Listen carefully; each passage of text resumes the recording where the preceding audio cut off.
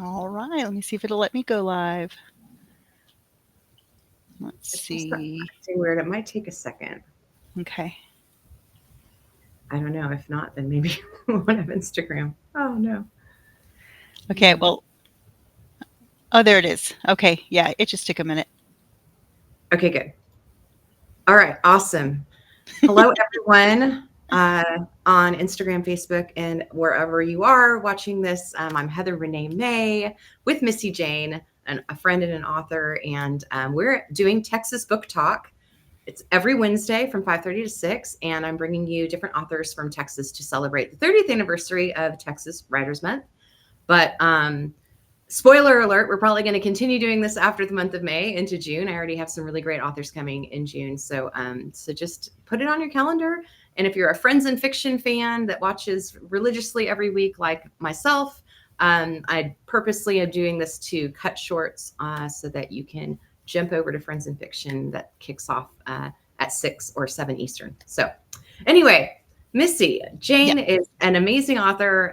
She writes urban fantasy, paranormal, uh, wait, urban. Urban fantasy. I almost had that right. Yes. Paranormal. Paranormal romance, Yes, there we go. Okay. fantasy, and contemporary romance. Yes. Okay. And so how I know Missy is because we both were at the Texas Book Festival, anyway, in Seguin 2 years ago now, I think. Hmm. And I walked past her table, and she has the best covers. They're so good. And I was like, you had me at abs. Tell me more.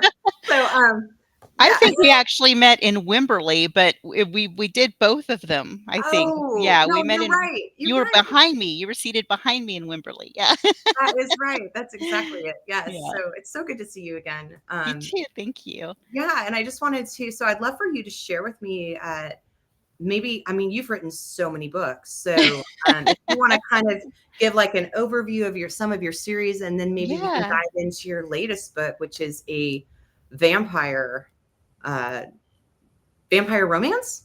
It's urban fantasy. There is a light romance thread in it, but romance isn't the main plot point of that series. Okay. So, Excellent. but yeah, I've been writing. I've been published since 2009, and I was with a couple of small presses and a medium press. And over years, a couple of them closed. I got my rights back from all of them, 20 plus books, and I am slowly putting them back out into the world just through self publishing.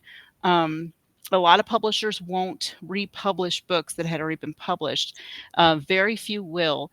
And I'll be honest, I just didn't feel like going through the whole rigmarole of finding the ones that would republish my book. So I just started publishing them myself. Um, so I actually have kind of like a little cheater book that I created that shows the different books. Let's see if see it a little bit better.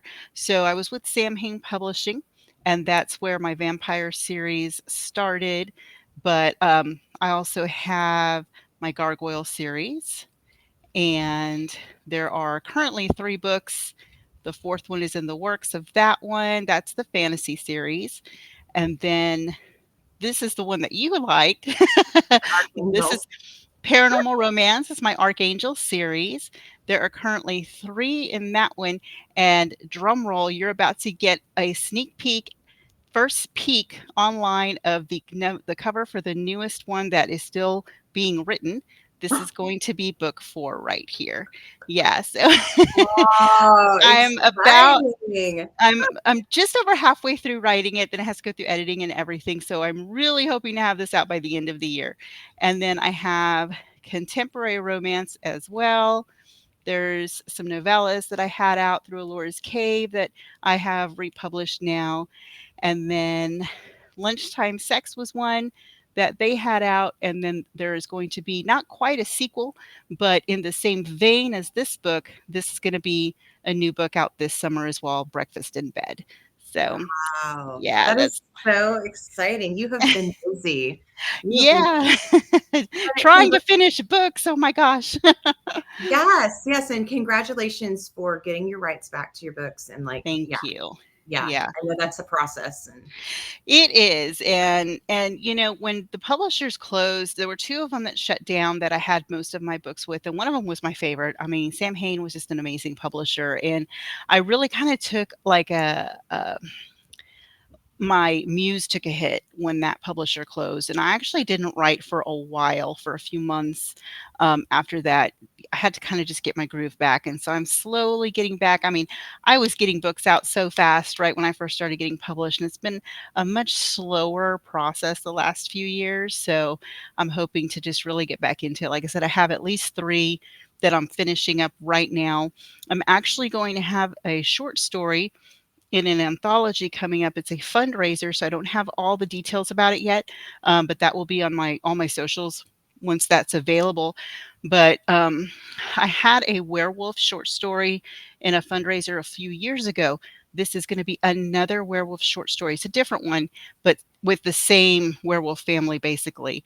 And like I said, it's a fundraiser. I'm not going to get any money for those, but it's to raise funds, and I cannot remember who for, but uh, I'll have all that information out on my socials once I get all the details. just the fact that you're doing that is so amazing because it does take a lot of work to write and do the things. And I have to say, I completely understand with you losing your muse, feeling that. I felt like after my second book, I pushed it out so quickly after the first one Mhm. that I was just so exhausted. And then, of course, I was driving around in Yeah. my RV and doing all the travel, Yeah. and I just I had the idea for the third. People wanted it, but I'm a year late. But it's well worth it because it's a Mhm. mystery. It's my first mystery, and I'm really proud of it. I feel like I don't. I had talked to Scott Sloan last week. We were talking about like if you feel like you've gotten better every time, and I do. I feel like I learned Yeah. something in every book, Yeah. and it's not it's going to be as good as it is now, and then the next book is going to be as good. And Stephen King said that in On Writing, and it's so absolutely true. There's Yeah. no I'm such actually in the thing. middle of reading that book right now on writing. It's so good. I listened to Yeah. the audiobook version, Mm. which kind of Mhm. felt like he was like kicking you in the pants because he's pretty Really? intense. Like it was, but How um, funny. but yeah, like I think that it is just it's so true when people think that like to be an author you have to be perfect is Oh, not. I mean, no, you just have to write. You just have to keep yeah. writing and keep doing, and hopefully have a good editor or And editors. and the big thing, that there's so much out there. There's so much free advice. A lot of it's bad advice, a lot of it's good advice. But, when I first started writing, I was completely selfish. I'm not writing for anyone but myself. I was giving a talk a few weeks ago, and I said the only reason any of my books get finished is because I want to know how they end. Because I don't plot, I just start writing, the characters talk to me, the book comes out, and the Interesting. only way that I know how it ends is when I write it. And if I stop caring about a story and I don't really care how it ends, then that story is never getting published. So, at the end of the day, as a writer, we really have to satisfy ourselves first, and it might sound kind of selfish, but like I said, when my muse took a hit, it was so hard to get anything out. I didn't even realize that Archangel series that you're reading or that you've read, that 3rd book, that was published like 6, 7 years ago, and I didn't realize that until I was rereading through the books in preparation for book 4 that I'm writing, and I realized I put in there the date 2016, something had happened, and I was like, "Oh my god." I didn't realize it had been like 8 years, before I even started book 4 because I just couldn't get in the mindset back into those characters, and it was almost like I just didn't even have the will to finish the series because I had a not a terrible experience with that, publishing house, but not ideal, and I felt imposter syndrome was hitting me hard. Oh, I felt sure. completely ignored, both on the publisher front and Mm. just, I don't get a lot of engagement on my social media, but, I mean, I'm just not one of those people that's always out there. So, it just took a lot for me to take a step back and remember, who am I writing these for? First of all, writing them for me first. Um, And that's how I get motivated to finish because I do wanna know how these stories end, and I do want my readers who like these books to get the final books in the Gargoyle series and the Archangel series because those have a specific book count because the characters they're based on, there's siblings, there's brothers, and I want every brother to have his story told.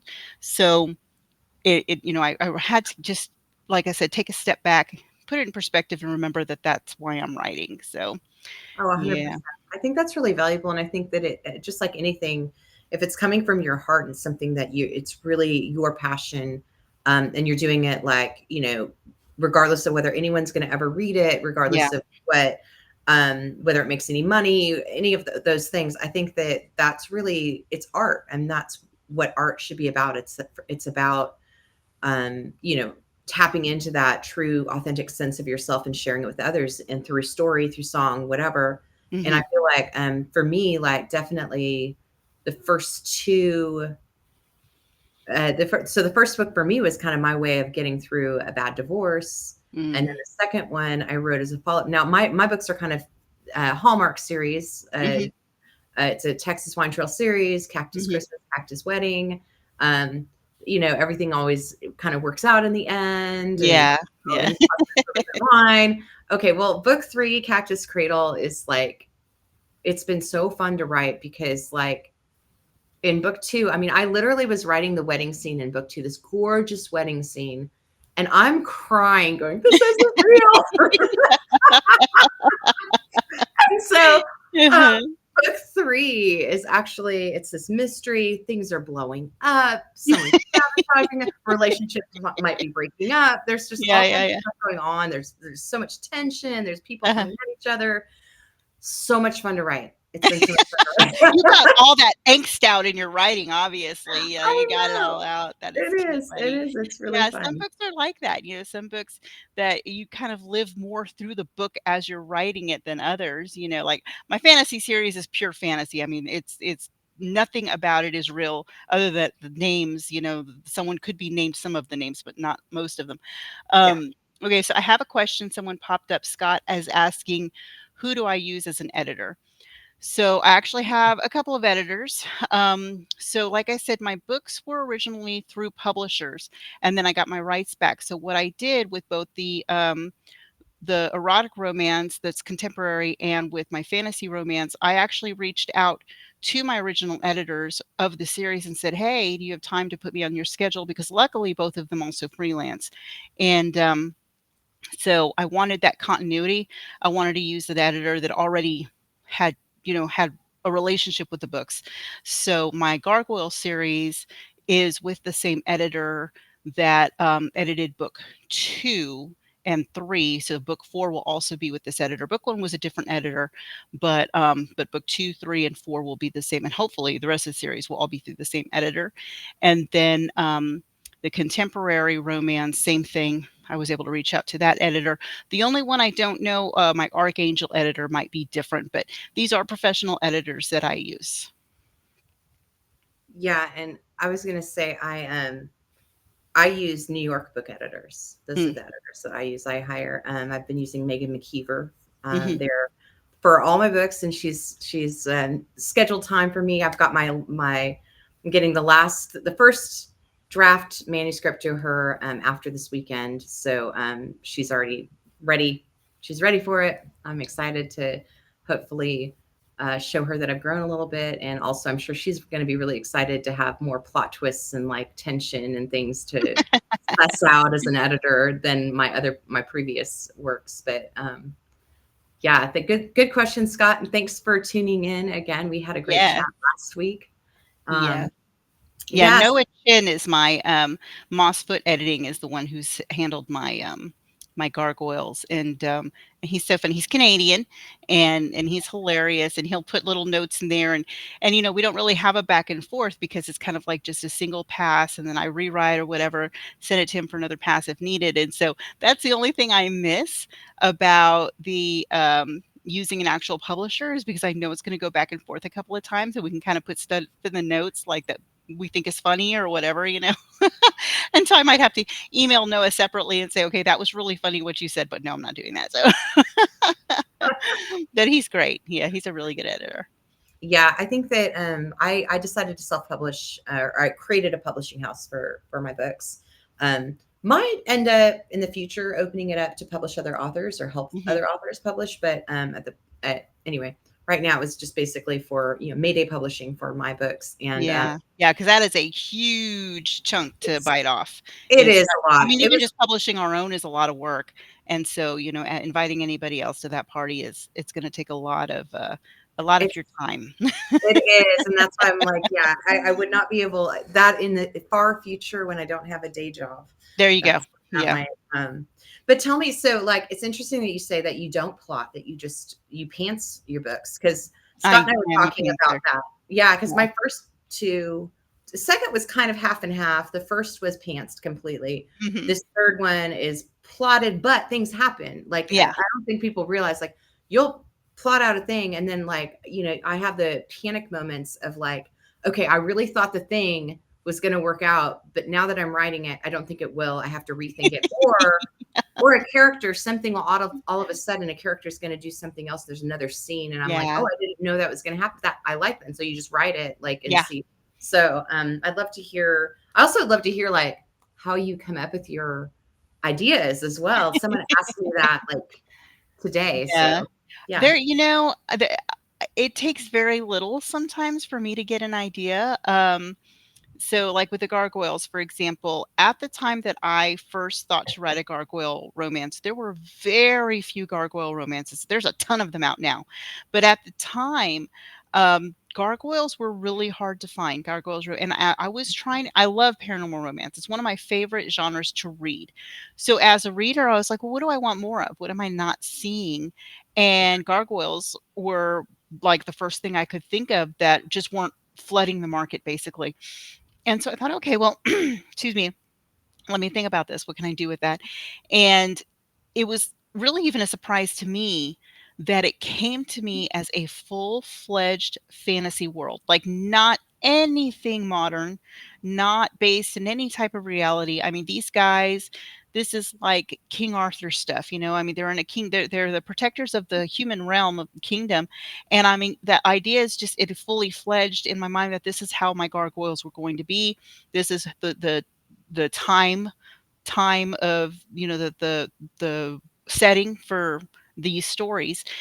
And I had never written anything, well, that's not true. I hadn't written anything quite like that. I actually have a few unpublished fantasy manuscripts from way when I very first started writing that will probably never see the light of day because I look back now and think, oh my God, those are terrible. But, every now and again I look back at them and think, you know what, I could probably do something with the bones of this. But the gargoyles were a surprise to me. Um, and I was joking with someone that I wish I hadn't made 12 of them because now I feel like I have to give all of them their story. And so I was smart though. I started out 2 per book. I was like, I don't want to write 12 books. We're getting 6 books out of me at the most for this. And now as I'm trudging through book 4 and trying to finish it, I'm thinking, man, I should have just had 8 brothers. It's just a lot. It's a lot because I don't plot. Because so I do have like a spreadsheet. I actually use Trello. I don't know if you've ever used Trello boards, Mhm. but I started using Trello to just kind of keep track. I have one that just says, Ah, "Where are my gargoyles?" Because from the end of the chapter, I'm like, okay, this guy is here. This guy is here. I've got to remember where they are when I go into the next, scene that they appear. And fantasy, that was the question that my coworker had, when I told her yeah, I was gonna talk to you. She was like, "How do you keep it straight?" And so, hopefully it's she'll not finish that out easy. because I Yeah, know for mine, I had to reread. I had to do my audiobook for book 2, so I read it, yeah, and to remember what had happened to the characters so I could write yeah, 3, because I was like, I don't actually remember. And then I still, when I was writing, I'd be like, wait, was she in Pensacola or in Charleston? Wait, where, yeah. and I'd have to go back into the books. And that's why I started doing the Trello boards because I with every book I reread the previous books. When I wrote book two, I reread book one before, Mhm. as I'm writing book two. And with each one, I've reread all of the books before it, just because, especially with fantasy, there's so many characters. I actually have a glossary at the backs of the books. Well, books two, or I think I started at book three. I don't remember if book Oh, two does, Scott, if but Scott's listening, he had a question about that with characters, so that yeah. is interesting. You do Um, at the back of your book. Yeah, You I do. have a glossary at the back of the book because there are so many characters, but that's just the nature of fantasy as a genre. Mhm. Um, and they all build, and I even tell people, like, when I have book events and people come up and they're like, "Oh, is this series?" I'm like, "Yeah, book 1 and 2 you could read separately on their own, but once you get to book 3, you're not gonna know what's going on. You need to start with book 1 and 2," because but that's just the nature Yeah, of the genre, honestly. My paranormal romance, they're each standalone. You'll know a little bit more about the other characters if you start at book 1, but you could read book 4 and it's a completely, autonomous story in and of itself. It's okay if you don't know all the details about the other brothers, because this book is about this specific brother and his love interest. yeah, yeah. So but with fantasy, that's just is kind of the nature of the beast, because there's also kind of a theme that runs through all of the books, that an unresolved um conflict that's running through all the books that probably won't get resolved till book 6. I haven't actually decided, but Trello boards made it so I don't have to reread every story. I have, okay, like I said, where are my gargoyles? And I have a list of the city names, a list of the wizards, a list of the gargoyles, a list of I actually have Excel spreadsheets with the wizards, the gargoyles, their love interests, their physical attributes, because they're all different. I made them different skin colors, different hair colors, different hairstyles. And so I have an Excel spreadsheet for that. Wow. Um, Scott, I do not have audiobooks because since I'm self publishing and I have to pay for absolutely everything, audio is one of my kind of wish list items. But I felt like I need to get these fourth books in these two series out because my readers have been waiting so long for them. So I had wanted to get audiobooks out this year, but that's an expense I'm gonna have to put off until probably next year at the earliest. But I know audio is really popular right now, and I feel really bad that I can't offer that right now, and I apologize, but again, I can't afford it. So Well, and I was It gonna will come say, eventually. I mean, I read my own books, and that's a whole nother thing that I could do a segment on audiobooks and like how Yeah. different ways that people do it. But also, like, I don't know how you would do different gargoyles, and they're like sounds like Yeah, and, I hear their voices in my head. I'm not good with saying different voices. Like, I know my limitations, and that's definitely one of them. I pretend that I know how to sing, like, that I have a good singing voice. I don't. So I know that I cannot do these different voices the way that I would want them to be portrayed in the books. And I don't mind paying for that, for a professional to do it, but I just and that's why I wanna wait until I have the money to pay a fair price to a professional who this is what they do. Because I will never use AI knowingly. And I've got to say knowingly, because I'm not going to lie, I'm not the best at noticing AI art online a lot of times, but I do have two specific cover artists that I use, that I've had the discussion with them, and I'm confident they will not use AI, and I use them. So that's how I I protect don't. myself from that. Yeah, I don't think my artists know. I can't imagine how she would use AI with my Right, covers because they're so right. specifically drawn. Just the way that she does it, she's Yeah, yeah, so and a lot of artists that are using AI are pretty upfront with it, which I don't support that. I have one artist in San Antonio, I don't use him, I buy his art, that feeds his own art into the AI to generate new images, but Mhm. it's his own art, and you can tell the style, it's his. So Yeah, that is, I mean, that may be borderline, but that one, it's his own art, so he has his own rights to his own art. But for book covers and stuff, you never know what you're getting, and you never know whose art that is. So, who worked hard on the original pieces that went into it. So, yeah, I prefer not to use it myself. And so I won't use it for audio. I know that that is something some authors are doing as well because it's cheaper. I'm not going to do that. now So, audio, that's a whole other thing too, is like the part of the reason I read mine is because I think that I love hearing authors read their books because they know the inflections, they know the characters, yeah, they know the moments. right. Um, I've had books that I've wanted to listen to or read, but I was traveling and I get do the audiobook.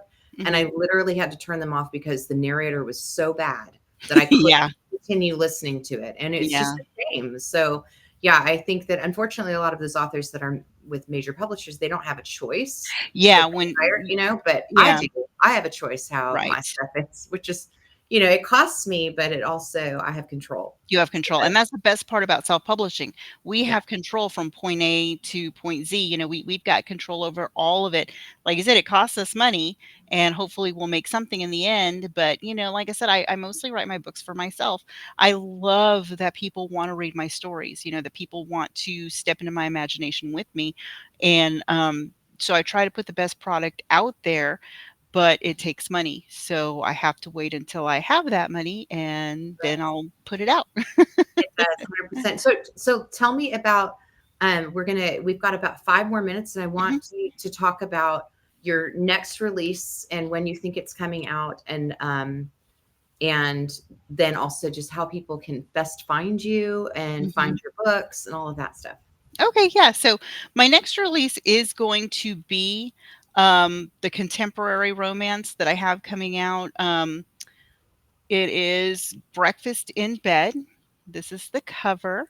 Okay. And so this collection of books so far, there's only 2 of them. There's gonna be at least 3.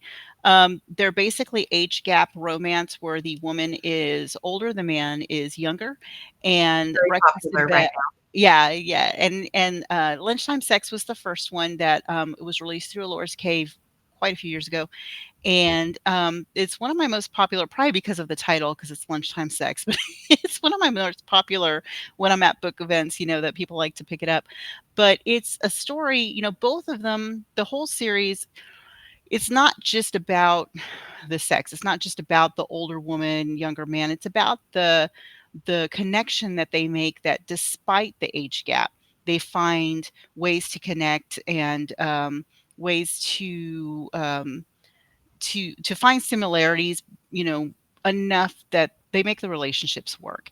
And this one, Breakfast in Bed, I really like it because so most of my characters, actually probably all of my characters, when you read them, the ones that I started writing way back from 2009 until I started getting my rights back to the books, they're not necessarily Caucasian characters. A lot of them I would say, "Oh, she's got a tan, she's got frizzy hair." I put my own characteristics into them. 'em. I'm Mexican American, and I didn't really make it very obvious. I tried to actually be kind of just, um, ambiguous.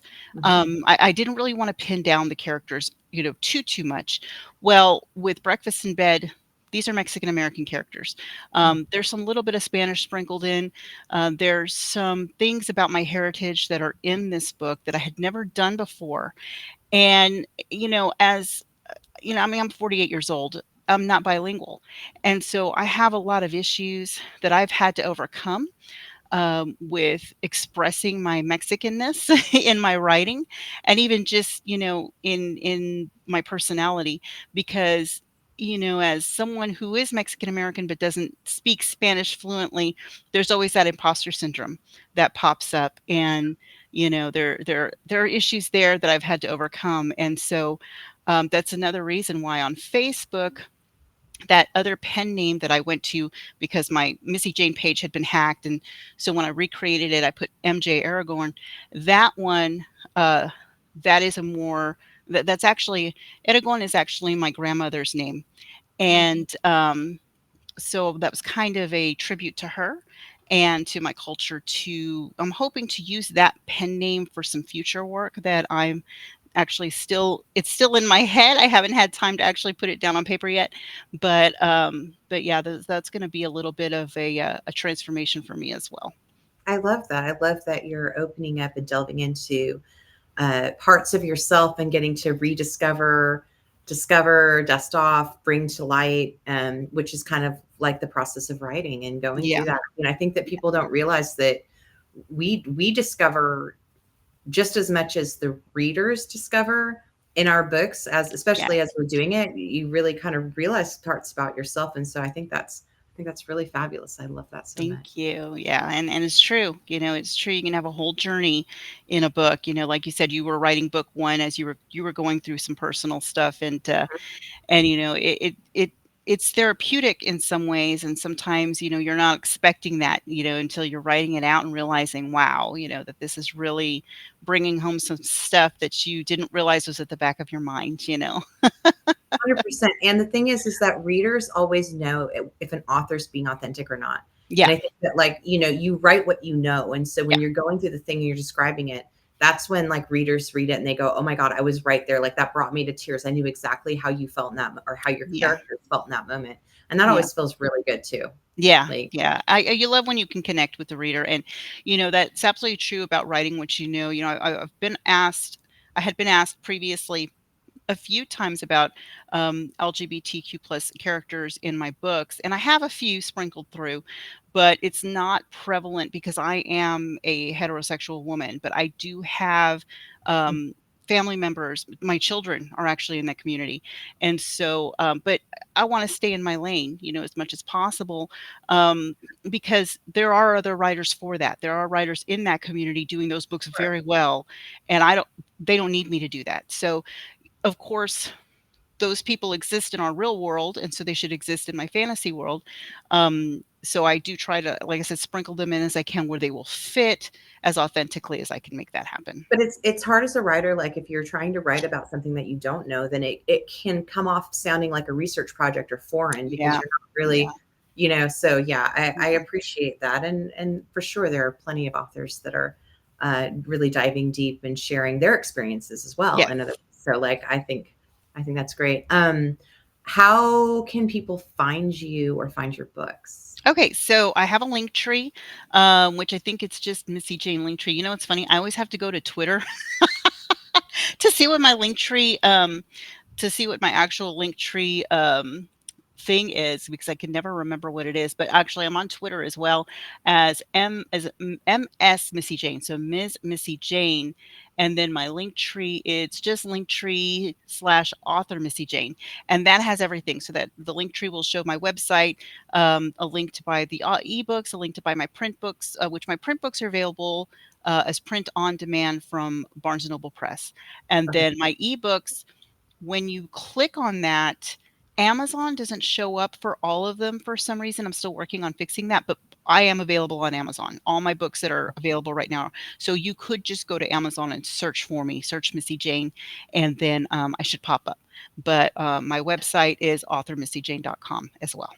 Okay, awesome. And I'll try to maybe add some of this in the comments for the live video when it's posted to our pages. That's way folks can find you, and folks can find me if you're interested in Yes. the Wine Trail series, the Texas Wine Trail series, Cactus Christmas, Cactus Wedding, Cactus Cradle coming in October. You can find me at heatherreneemay.com, or you can also find me on Amazon and Audible and all the places at Heather Renee May. So, oh my gosh, it's so I feel like we could keep going, but Yeah. I yeah, this is so wonderful to see you again, and You hopefully, too. yeah, hopefully we'll get to catch up and be at a festival or someplace to celebrate our releases later this year. Yes. That's really awesome. Absolutely. That would be wonderful. But Thanks, thank you Missy. again for having me. I appreciate it. Absolutely. Thanks for being on. And thank you all for tuning in or tuning in after the fact. Either way, thank you for listening and watching. And next week, Wednesdays, 5:30 to 6 Central, we'll have another Texas author to introduce you to. Thanks again. Wonderful. Have a great night. You too. Thank you.